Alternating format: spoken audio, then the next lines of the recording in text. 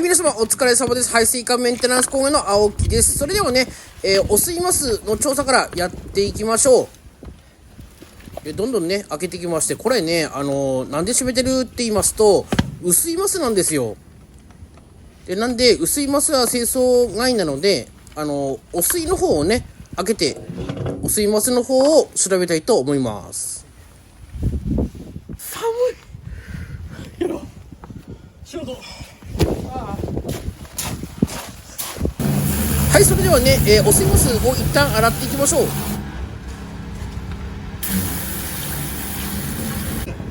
浴槽のこれなんですけど、これから一通り洗いましたんで、今度は家の中を洗いたいと思います。で、これがスズランノズルっていうんですけど、配管がどっち方向に回っても柔軟に入ってきます。これで安全に清掃しますんで、ここからの水を噴射して、ここホースをこうひねることによって先端から回ってくれるんですよ。で、こうまんべんにこうきれいに洗うことができますので、私こっちからのホースを入れますんで、うちの奥さんと一緒に家の中に入ってもらって、一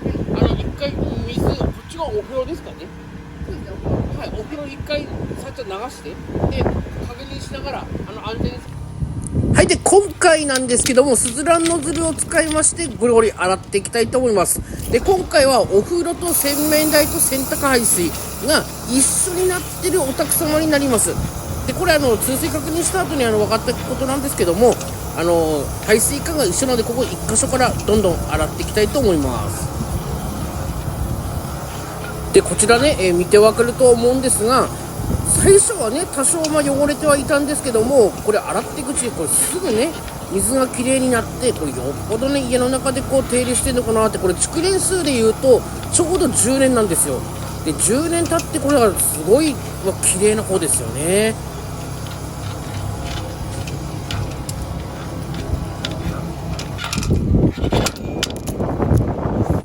それではね、通水確認やっていきたいと思います。家内とイヤホンでつながっておりますので、コポコポが鳴るか鳴らないか、正常に流れるかどうかを家内と確認しながら、通水確認やっていきましょう。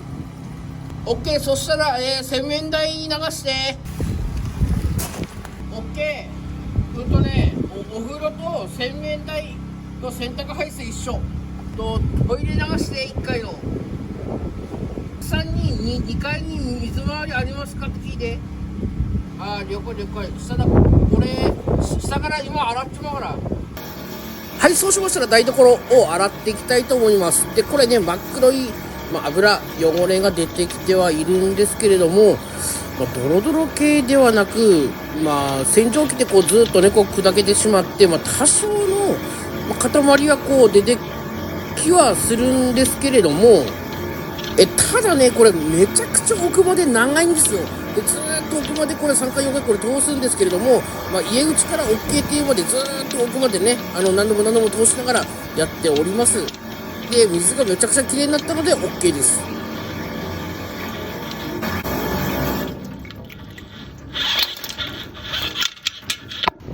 お疲れ様です。いやね、配管が深い。めちゃくちゃ深くて長い奥に。これはきつい。お疲れでした。動画の途中ではありますが、お知らせしたいと思います。排水管メンテナンス工業では、個人様向けに排水管の汚れや詰まり、高圧洗浄機を使った排水管清掃の様子をお伝えしたいと思います。この動画が面白いなと思いましたら、高評価、チャンネル登録、応援よろしくお願いします。動画の最後には、ぜひ皆様に実践していただきたい排水管詰まりの予防策をお伝えしておりますので、最後までご覧ください。それでは本編どうぞ。奥さんすいません。これで、お風呂場、洗面台、洗濯排水はこれ1箇所なんです。で、家の中で分岐になって繋がっているので、その分岐のちょっと上まで入ってますんで、はい。で、一番こう汚れがこう溜まりやすいところを重点的に洗って、これ終わりになってますんで、これ枝缶って言うんですけど、この間もう綺麗になってますんで、これ1階の洗面、はい、2階の洗面と、あとトイレも中までずっと洗ってあります。ずっと中まで奥行きまして、ちちょうど中間ぐらいにキッチンがあります。なんでこう家のこう奥までずーっとこう長いんですけど、こんな感じで綺麗になってますんで、綺麗になるまでずーっとこう3回4回ってこう通しましたんで、これで大丈夫かなっていうところになりますんで、であとこの2関係を綺麗に洗って最後の仕上げをして終わるかなっていうところになりますんで、もう少々お時間ください。